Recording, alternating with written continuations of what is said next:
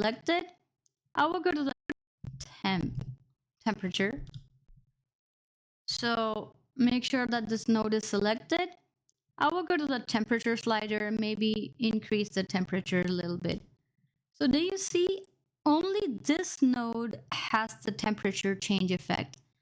It's not affecting any of the previous nodes, but it has the effect of all of the nodes before it. So if I turn off exposure, see what happens to the temperature node. If I turn off contrast, do you see? It also takes out the contrast from the temperature node. If I turn off saturation, look, it also affects the temperature node. But if I turn off the temperature, it does not affect any of these nodes that were before it.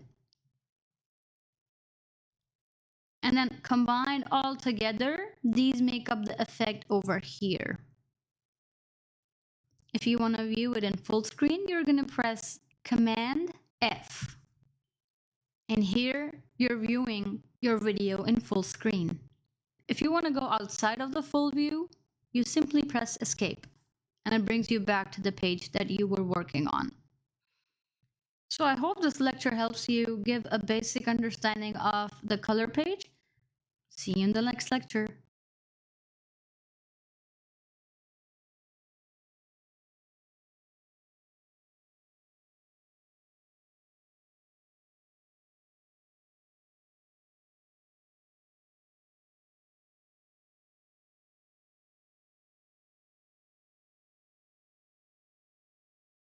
So make sure that this node is selected. I will go to the temperature slider and maybe increase the temperature a little bit. So do you see only this node has the temperature change effect? It's not affecting any of the previous nodes, but it has the effect of all of the nodes before it.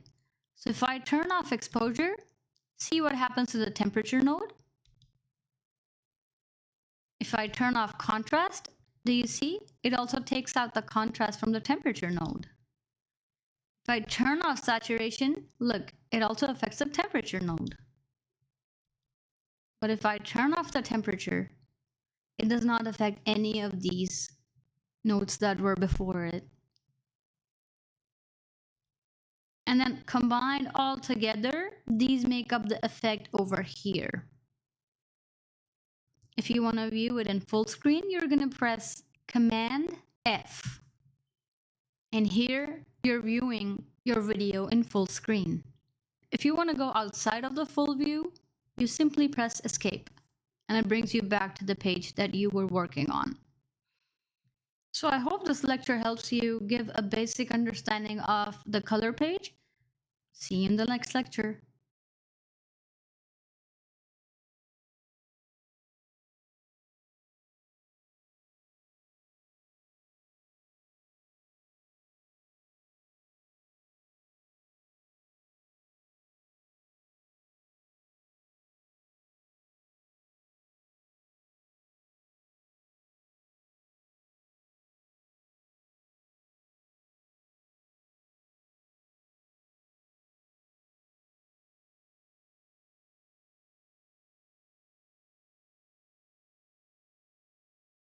Welcome to the lecture where we're going to talk about the color page.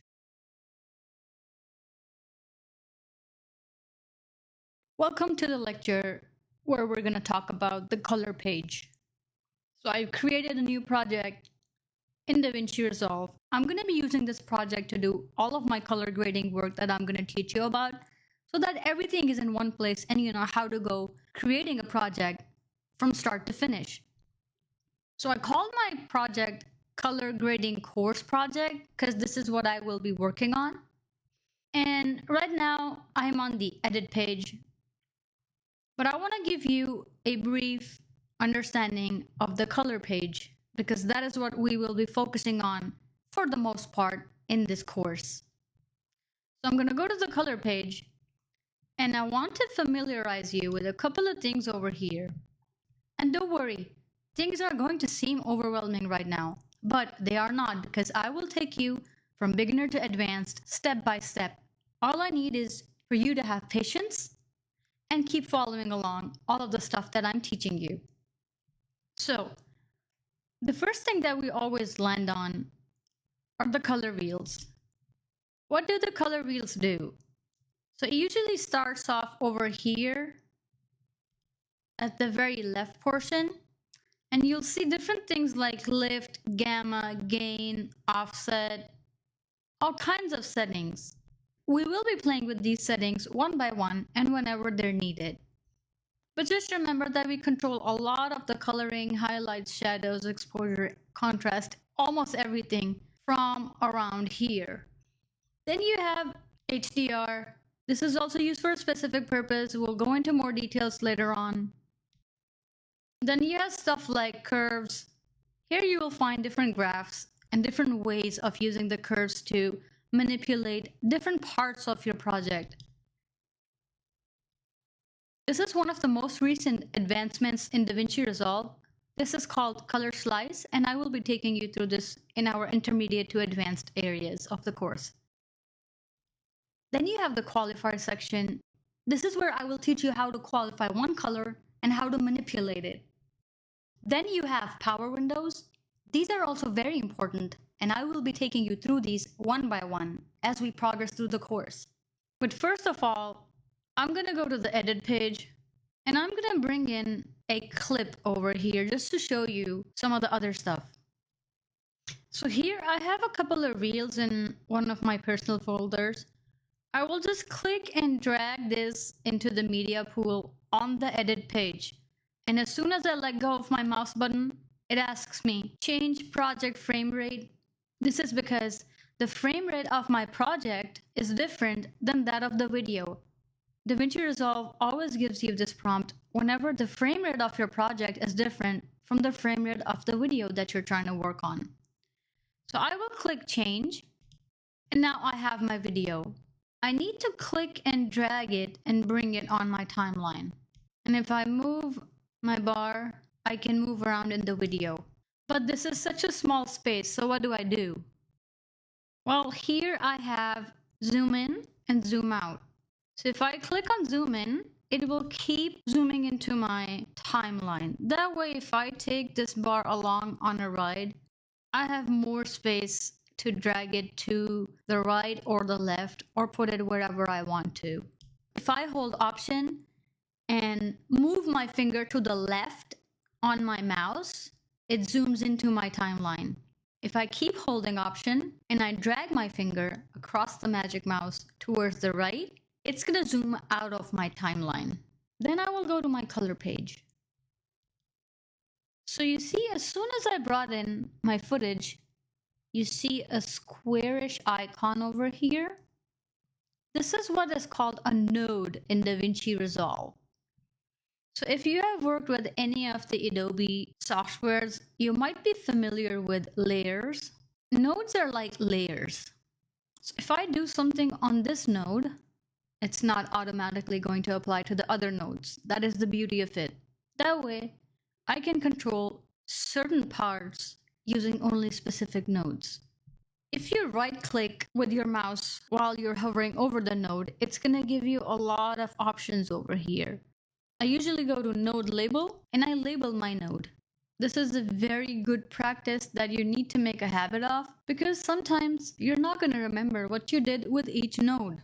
So I'm gonna call it EXP, basically exposure. So I have this node specifically for exposure. I'm gonna go down over here to the color wheels. And right now, just observe what I'm doing. When I increase my offset, it increases the exposure of my footage. Now I wanna add a little bit of contrast. So I'll right click over here, go to Add Node, Add Serial. I will call this Contrast.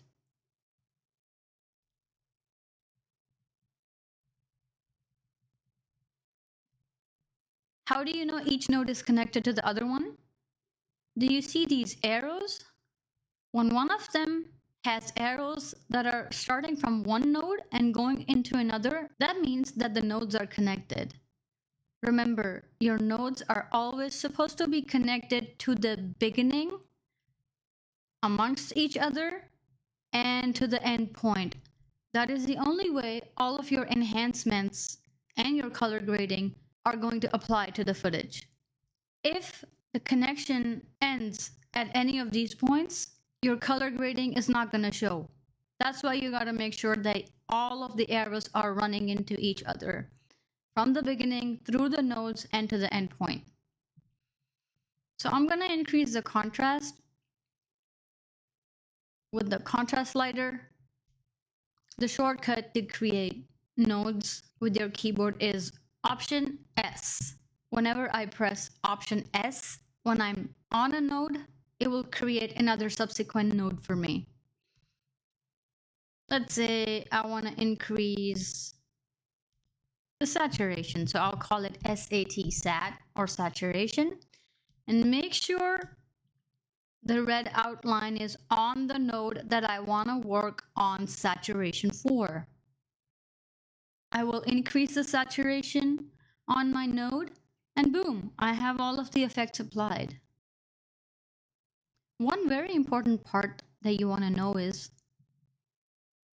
when my nodes are moving into each other, the effect keeps on applying from left to right, like that, in this direction, between the beginning and the end point.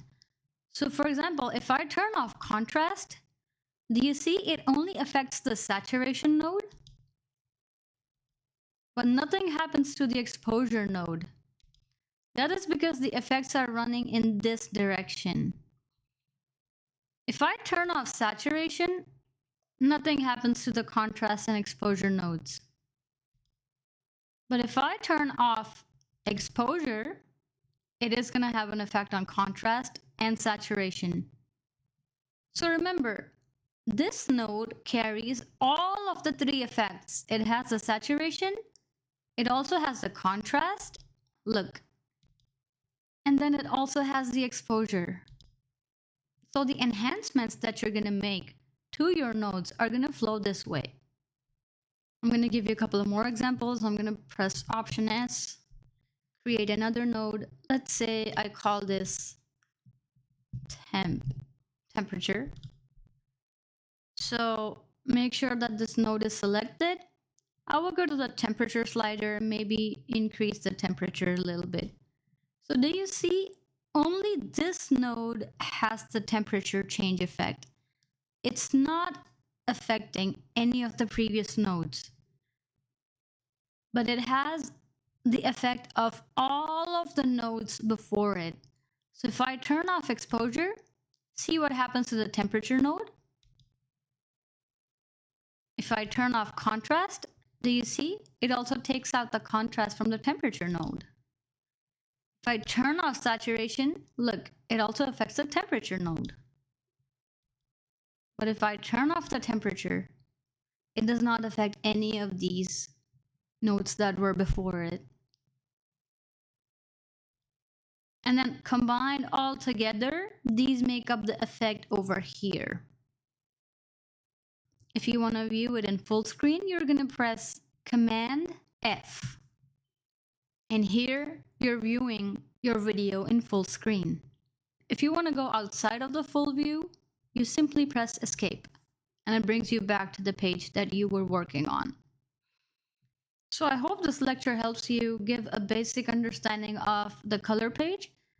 See you in the next lecture.